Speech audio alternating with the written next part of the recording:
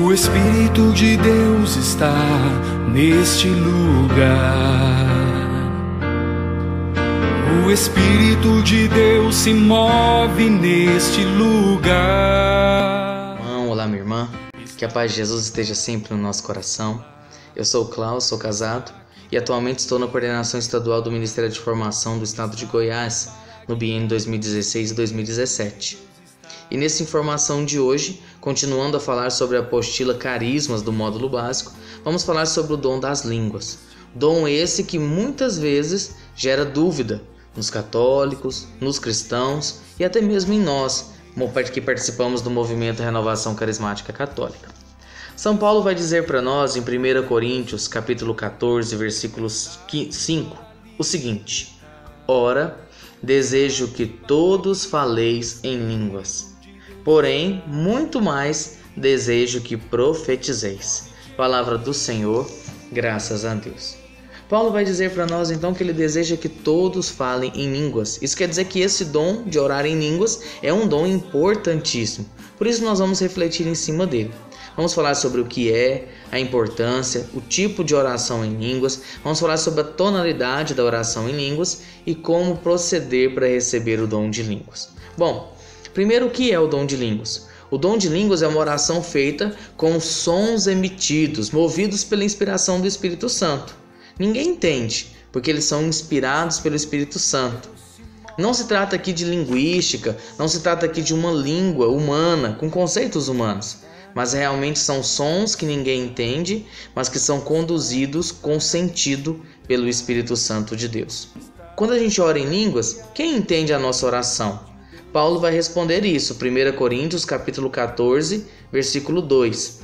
Aquele que fala em línguas não fala aos homens, senão a Deus. Ninguém o entende, pois fala coisas misteriosas sobre a ação do Espírito Santo. Então quem fala em línguas, ninguém entende.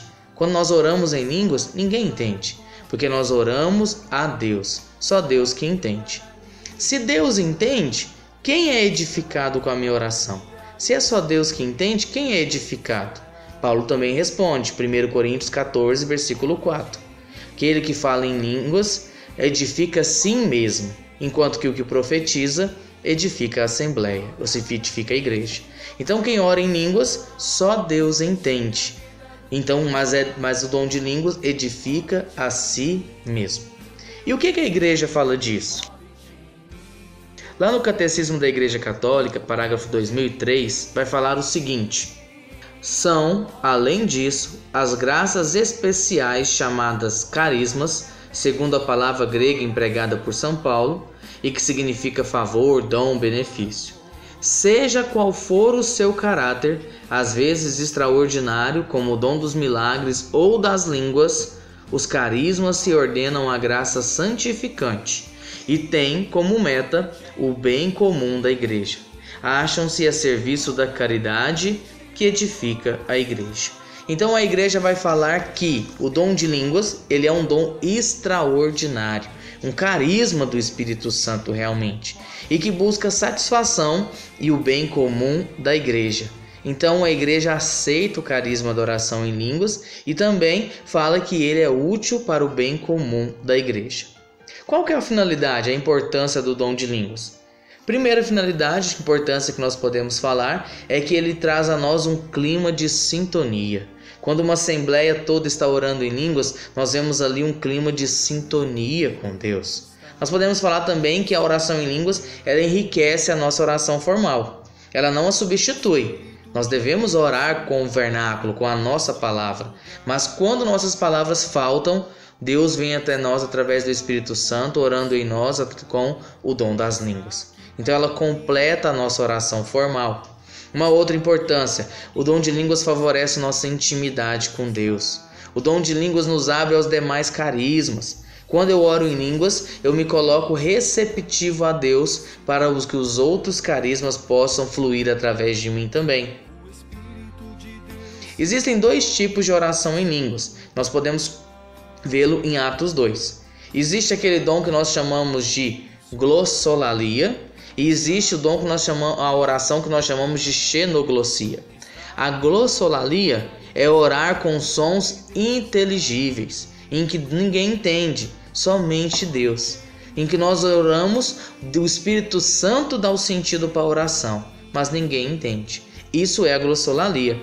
Por isso que lá em Atos 2, quando as pessoas veem os apóstolos orando em línguas, algumas falam que eles estão embriagados de vinho doce. E às vezes acontece conosco. Vamos pela primeira vez num grupo de oração e as pessoas oram em línguas e ficamos meio que assustados. Mas com o tempo Deus vai mostrando para nós que aquilo realmente é conduzido pelo Espírito Santo. E temos também a xenoglossia. O que é a xenoglossia? É a faculdade de orar com uma língua que não se conhece, mas uma língua que é conhecida pela humanidade.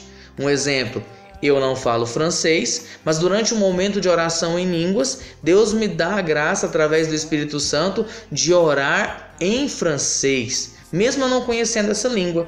É uma língua conhecida da humanidade, mas eu não conheço essa língua. Isso também aconteceu lá em Atos, no capítulo 2. Por isso que os irmãos que estavam ali ouviam os apóstolos orando na sua própria língua. Bom, quanto à tonalidade, quanto ao tom da oração em línguas, nós podemos falar que existem 4 tons. Não é aqui tradução, mas seria meio um sentido da oração. Quando a oração em línguas ela é uma sequenciada de palavreado frequente, como se estivéssemos mergulhados, nós dizemos que ela tem um sentido de louvor a Deus.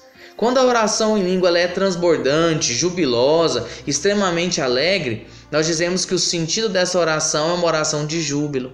Quando essa oração em línguas ela é uma oração compassada, com tonalidade penitencial, levando a frutos de contrição a Deus, nós dizemos que ela tem um sentido de súplica.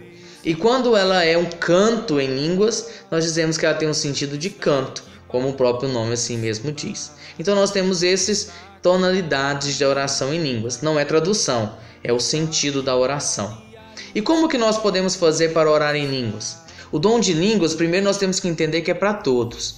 Todos podem orar em línguas. E segundo, para orar em línguas nós precisamos de uma parceria.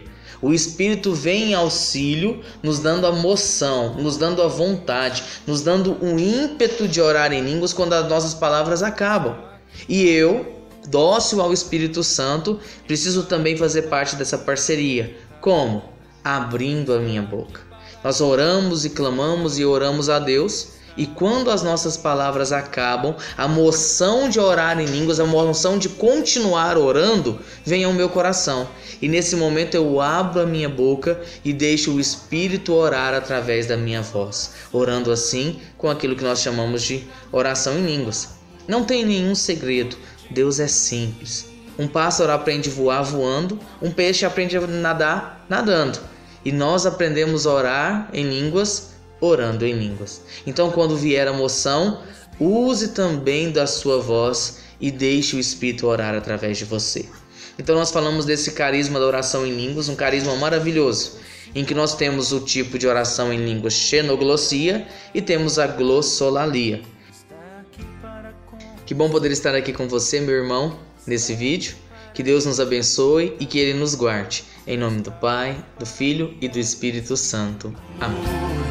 Move-te em mim, Deus Espírito, move-te em mim.